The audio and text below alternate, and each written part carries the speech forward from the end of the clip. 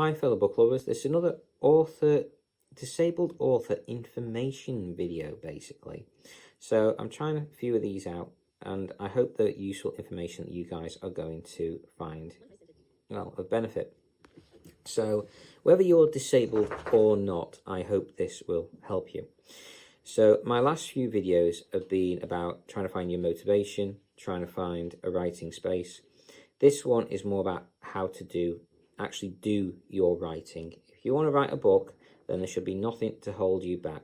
You need to find a method of doing it.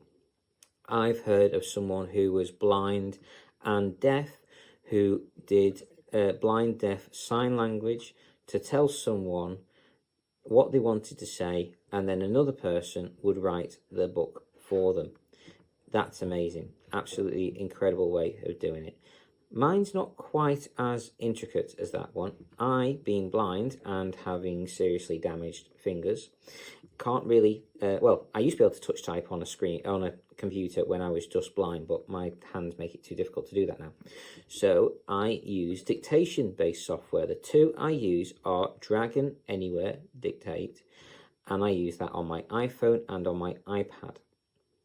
I also use the built-in Apple Dictation because that's better for short, brief things. If you're doing really long documents, the Dragon is better, I've found. Anyway, that's my personal experience. The Dragon can also be modified to accept different words. The AI, well, the AI stuff these days is getting more advanced day by day, and it wouldn't surprise me if it was involved in these bits of software soon as well. But they learn, at least I know the Apple one does, and I'm fairly certain the Dragon one does as well, to be honest. And you can make the Dragon one learn by saying certain things into it to realise that what you're talking about, and then you write in the proper spelling for it so it knows what to say. Anyway, you can teach it, you can make them both better. The Apple one builds itself up on its own and just learns from listening to you. Unfortunately, that also means it can learn to do mistakes as well. But anyway, it can get better over time. Beyond those, so I use those two pieces of software to do my dictation. And being dictation, you need to find a quiet place to do it. So I do it the early hours of the morning. I find I'm at my best doing my writing in the mornings, before I've got up, before I've done all the rest of my day stuff. So I do my usual morning routine and enema stuff, and I do all that kind of thing. Then, while I'm taking my medications in the morning, I will do my writing of my novels. I will write.